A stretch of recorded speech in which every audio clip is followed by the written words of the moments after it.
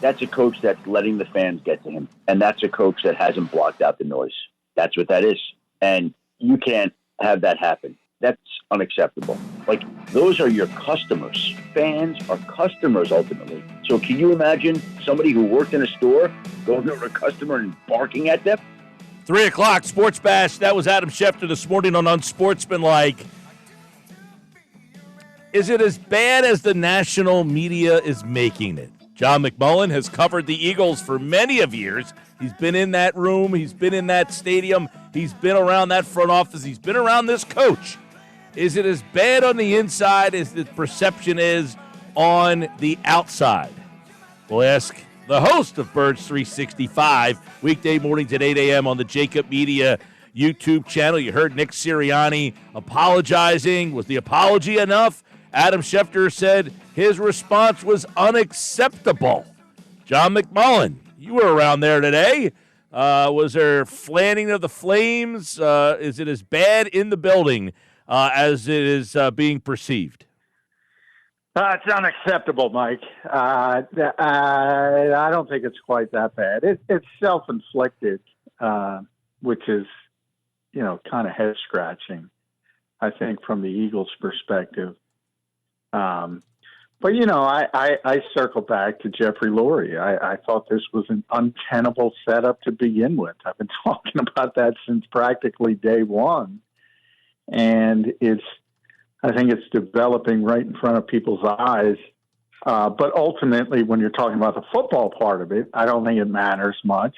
I mean, the players, C.J. Gardner-Johnson, Brandon Graham, Jalen Hurts, they all defended Nick. But, from a business standpoint, I think it's a bigger deal, and that's why I was forced to apologize.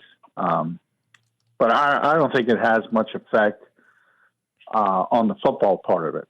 I do agree with Adam's take that, he's letting the outside noise get to him. I agree with that. A lot of people said, hey, he apologized yesterday and he looked like that the owner and they all got to him. Do you think they were unhappy with the video that they saw? Yeah, they were unhappy the night of the game. They were unhappy. It was evident. It's two executives that stand by Nick, and they were not happy the night of the game. So, that's no surprise. But that's different from. I think that's like, what are you doing? It's it's self-evident. Listen, I'm a pretty measured guy. I like to not go crazy. When I saw that video and I said, listen, if he's yelling at the fan, like, I don't hear fire Nick now, I'm so embarrassed that I almost have to do something about it. Now, apparently the fan has come out and yada, yada, whether we believe that or not. But, still, the fan saying, well, this is what he said, that doesn't help things either. Hey, we yelled at Nick to run the ball, and Nick said, see, I told you we would run the ball. Like, that's not helping matters either. It makes sense. Yeah, and by the way, if that's how it went down, why is he even apologizing? Who cares? But from the most part, I think the look is worse than anything else. I don't think it affects the football part of it at all, except for the fact that he's creating these hurdles for himself, and they're unforced errors, so to speak. And it has to do not only with that, but I think far bigger is the way he handles this play calling nonsense. He's setting himself up. I'm like, that to me is the far bigger aspect of it. Well, today Vic Fangio was almost like, really? He said that? It was almost like he was perplexed. He was asked a question, like Nick said he called a play, and Fangio was almost like, what the hell is this guy talking about? And why would an offensive coach call it? It's just bizarre. The behavior is bizarre. That's my bigger concern. And even the offensive side, where people think, it's evident what he's doing. He's trying to protect his guys, which you can, be it Kellen Moore, be it Vic Fangio, be it the players. He's trying to protect them and he's trying to be the lightning rod. But it's not helping. It's creating more questions than it's protecting.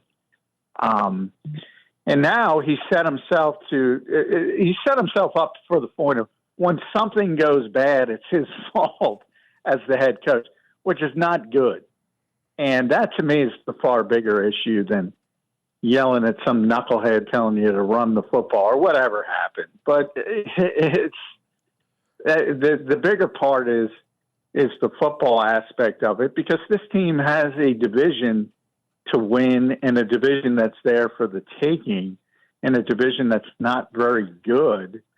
Even if they do have hiccups and grow along the way, they should win this division. But all this nonsense is taking away and obviously have an effect on the head coach, and it's all unforced. It's all unforced error. Right. Well, how much, we talked a lot about this. Jeffrey has never done anything crazy, but how much noise do they have to say we might have, is it not even close to that bad? Or do you think it's, where you would be, hey, I'd be surprised, but man, it's getting to the point where they have to at least think of something here. Well, I don't think it's gotten to the point where he's going to fire him, because I know Jeffrey knows what the alternative is, and you just kind of saw it with the New York Jets with 100 penalties, and it's not a good thing to assume that somebody new is going to prepare the football team and do things in a positive. You might get a short-term bump, but it generally always ends in a negative fashion, because football is not a sport where you can just pick up and do stuff new. That's for the off season and all that kind of stuff. So, the only thing that would have changed it if the story behind the incident was much uglier. Again, if you want to believe the Reddit poster, I mean, that's nothing. Well, just real quick, let me, for the listeners out there that are wondering what the heck we're talking about with a Reddit poster, somebody actually has messaged that he was, in fact, the person that Sirianni got into it with. And he's saying, look, I sat in section 138, row 2, seat 4. I yelled at Nick and Kellen, run the ball. And Nick turned around, gestured to calm down, and said something to the effect of, we will, don't worry, I'm on it. You go to the end of the game, and Nick said, see, I told you we would run. I told you. And that's what he's suggesting that you saw in the video. I don't know how that helps matters for anybody, though, that Sirianni is now going over and saying, hey, I told you we would run, and we did. Well, I think it helps from the fact that I think the only thing that makes it a fireable offense is if it's, very untoward, as you can imagine, expletives and, doing some things that are really off base for a professional. That's nonsense. That's meaningless, that kind of stuff, other than you'd prefer to have your head coach ignore it, as Adam kind of said. But in the long term, it's not ugly at all. And if you look at the video, and I don't think a lot of people have looked at the video other than watching Nick Sirianni. If you watch Brandon Graham, who's in it, if you watch Nick Yates, if you watch the players, and I think CJ was in it, CJ Gardner, they're all kind of laughing at it. So I don't think it was ugly. I don't think it was an ugly incident. All right, so I'm glad you said that, because I did want to get you to, we heard Brandon Graham. He was very public with it. Darius Slay, who was on the Micah Parsons podcast, he was talking about it. What have the players kind of said? Because the messaging was, we need 2022 Nick back. We need that guy who was yelling at the Chiefs, yelling at the Indianapolis Colts fans. They need that guy back. Do they really need that guy back? Does the organization want that guy back? I don't think so. But they got that guy. What Nick Sirianni has done is made the path to returning in 2025 even smaller than it was to begin with. We're talking you have to make the playoffs. We're talking you have to win a game. You might have to win 2 games. We're talking when you do get knocked out, you better not get blown out. We're talking all of this now.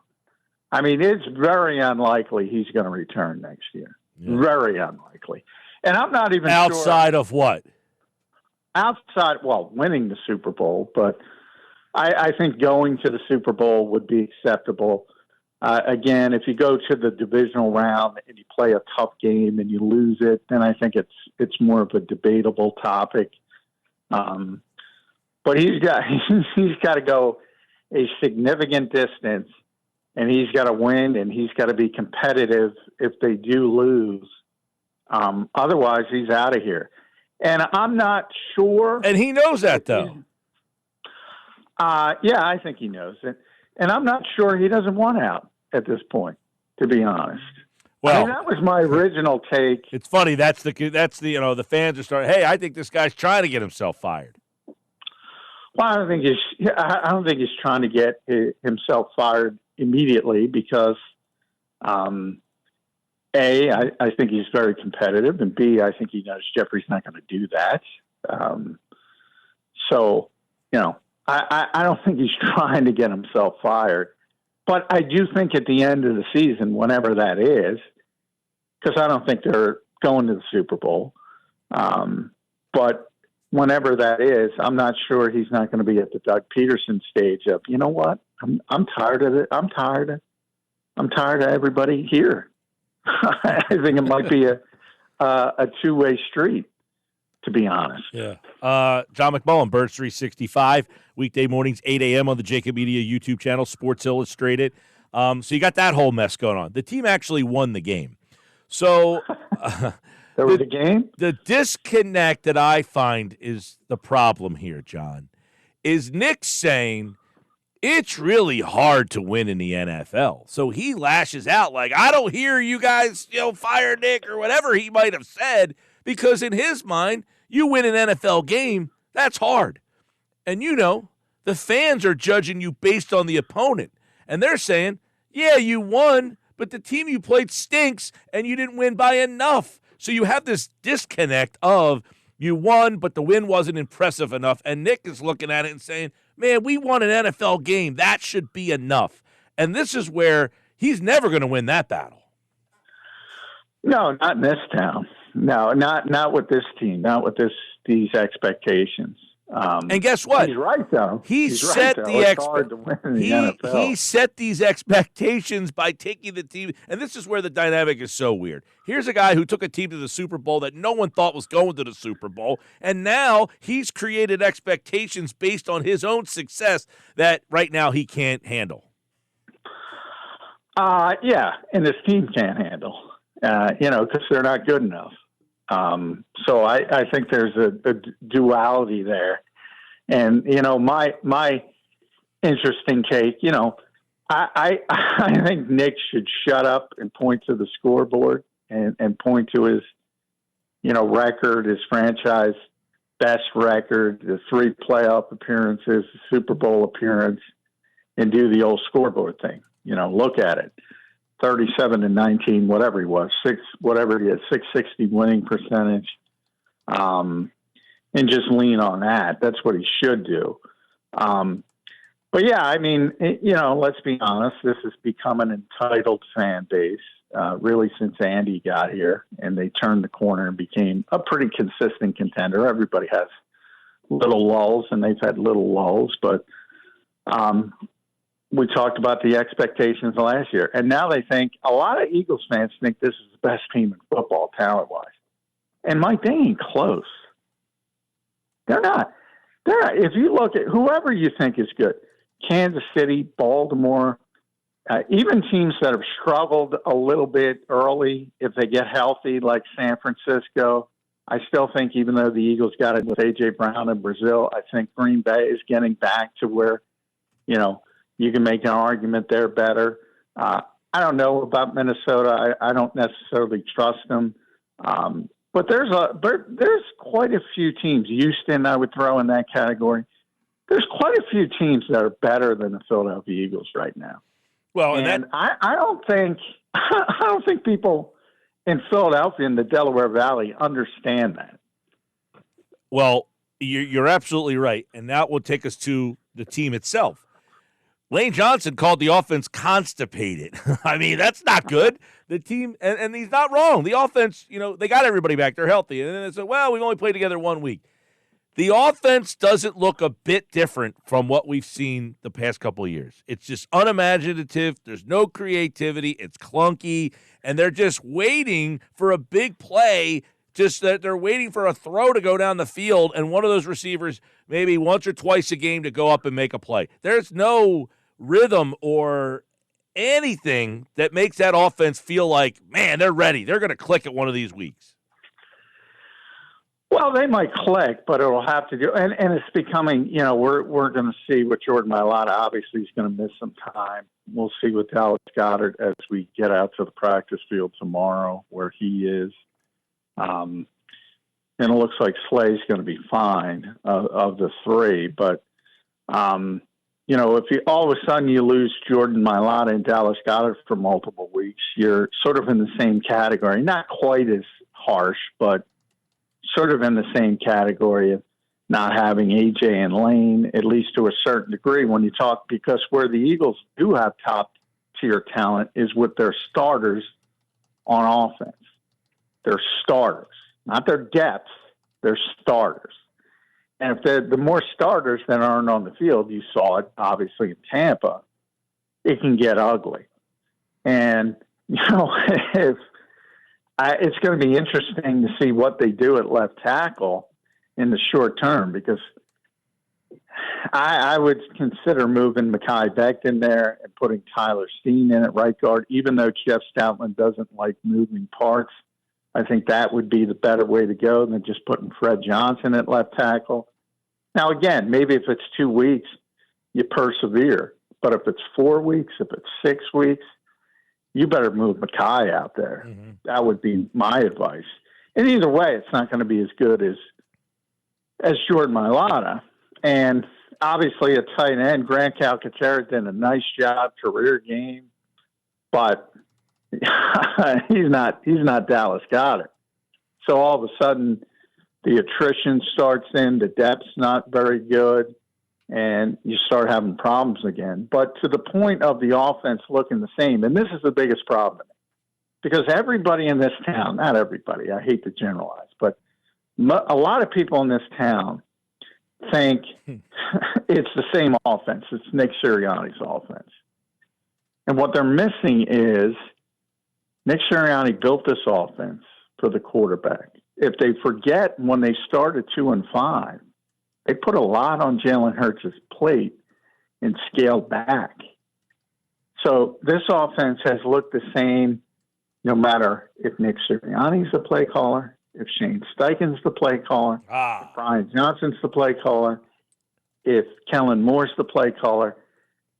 Why aren't people connecting the dots? Well, one prominent person has connected those dots there, John Mcmullen, and that is Hall of Fame quarterback Kurt Warner, who tweeted, "It's fascinating to me, through 3 different coordinators, the pass concepts run by the Eagles remain the same. I would not expect that, especially this year with Kellen Moore. But maybe it's more about the quarterback than the coordinator in that respect. Is the league finally catching on that maybe it's a Jalen Hurts issue and not a play caller issue?" Yeah, well, it is. And I'm glad Kurt said that.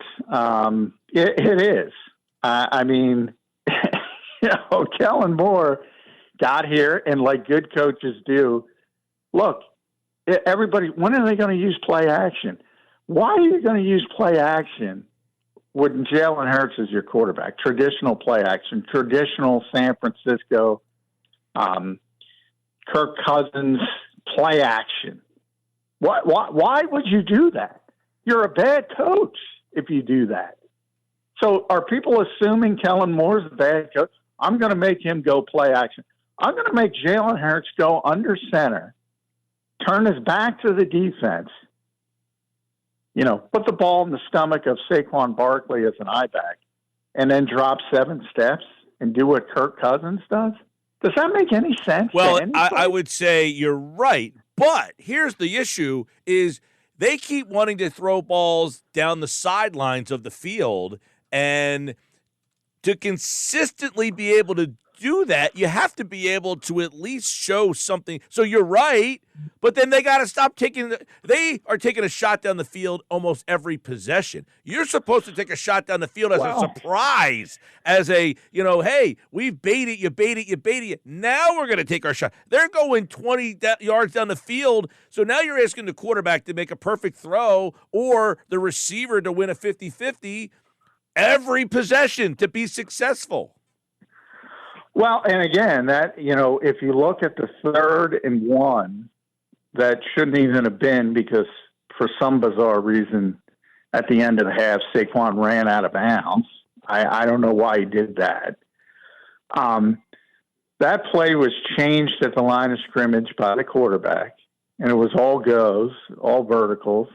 And Saquon missed the blitz pickup, and they had the sack. And all of a sudden, you're backed up 57-yard field goal. Myles Garrett jumps over the line of scrimmage. Rodney gets it. Touchdown. Cleveland's back in the game. That was the quarterback autonomy that he's craved. And then late in the game, the kill shot, so to speak, again, was a Jalen Hurts audible. Mm-hmm. So, look, they're in this, he's craved this autonomy. He's taking this autonomy. He's changing plays. Sometimes it works, like at the end of the game. Sometimes it doesn't work. Yeah, it worked, but that's a terrible play call. It's not a play call. It's I'm saying by the quarterback. It worked. Right. I'm saying it worked. He changed the plays, and it worked, but it's a terrible decision for him to make that change. I agree. And I've said this, and I'm glad people see that. Because I've said it. Well, it's a low percentage play that if it's not completed, the clock stops. It's the same problem they had earlier, where Saquon Barkley drops the ball. That's at least a high percentage play. You know how fans are, Mike. If the result is good, the play call is good. If the result is bad, the play call is bad.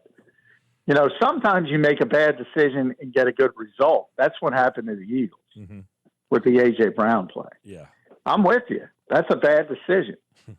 You know what Nick Sirianni should have – Nick needs to go all Neil Brown on his next press conference, the West Virginia head coach, by the way. Disgraceful answer today. And just say to the fans, if we win or lose, who cares? Did you have a good time in the tailgate lots? I think you had a good time. So that should have been his answer. Yeah, that'll go over well. Oh, jeez. Better than bringing his kids up.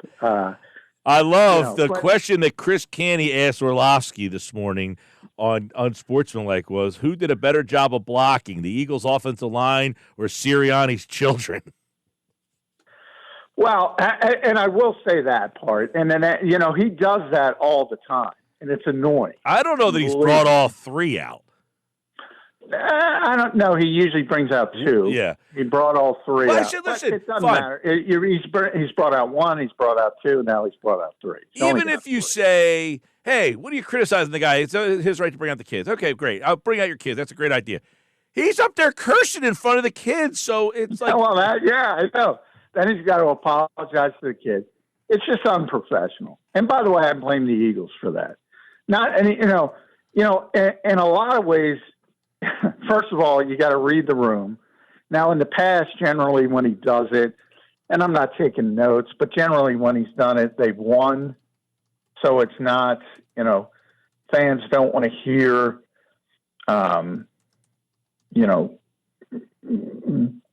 want to hear probing questions. They want to get answers to why they didn't play well. In this case, they won, but they didn't play well. So it was a little bit different. And he knew, or he should have knew the questions were coming. And he certainly did, because he winked at Elliott, who asked about it. And he winked. Like, he's playing with us because we know the real deal. And, yeah, it was very unbecoming. But when I hear the national media run with it, I'm like, there was no question not asked. We weren't deterred by the appearance of the children. He was asked every question that needed to be asked. So, yeah, I think is going too far. But I will say, whether it's any coach, don't bring your kids up to a post-game press conference. Yeah, I would agree. Ever. Yeah. Ever. Totally But agree with that. Every question that needed to be asked was asked, including why did you bring up your children? Including that. Well, and then yesterday, it's not you guys are on Zoom, so the back and forth isn't there. Yeah. Yeah. Is this okay? Well, he talks again. He looked like a prisoner of war yesterday. He talks again. What tomorrow? Yes. Does this story go away, or is he going to get more questions? I think for the most part, it'll go away. I mean, how much more can you ask about it other than, but I'm sure there'll be one or two. But at some point, I don't know how much, I don't know if there's any legs left to it. He apologized. So I think that's their attempt to put it to bed. He was. And by the way, if the Reddit explanation is the correct thing and that's what happened, I don't even know why he apologized, other than, probably Jeffrey told him to. That's it. Yeah. Hey, Nick, did you get taken to the principal's office and basically scolded? Yeah, well, he did. He got scolded after the game. Jeffrey, for those who don't know, Jeffrey's in the locker room after the game. I mean, he was scolded after the game. All right, John. By the way, the defense played pretty well, but I don't know what to make it because that offense is so bad. Yeah, well, I'm with you. I've said that pretty consistently. But they were pretty good, except for N'Kobe Dean. All right, we'll get into that tomorrow and more. Nick will talk again tomorrow. We'll have plenty more tomorrow. Eagles, Giants. Giants, good defensive team. They're getting some weapons back on offense. And, hey, it's been an Eagles-Cowboys NFC East the last couple of years. Is it turning into a Commanders-Giants division? We'll get into that. I got news for you. I don't know, but Week 8, they moved Cincinnati, the Eagles, to perceived Super Bowl contenders who are no longer perceived Super Bowl contenders. From 4:25 to 1 o'clock, the game they moved into 4:25, Chicago, Washington. Yeah, you got the two rookies going up against each other. I did see that. The 1 o'clock game, Cincinnati against Philadelphia. All right, Johnny Mac, we will do it again tomorrow. I'll be on Birds 365 tomorrow at 8:20. All right, pal. All right, thanks, Mike.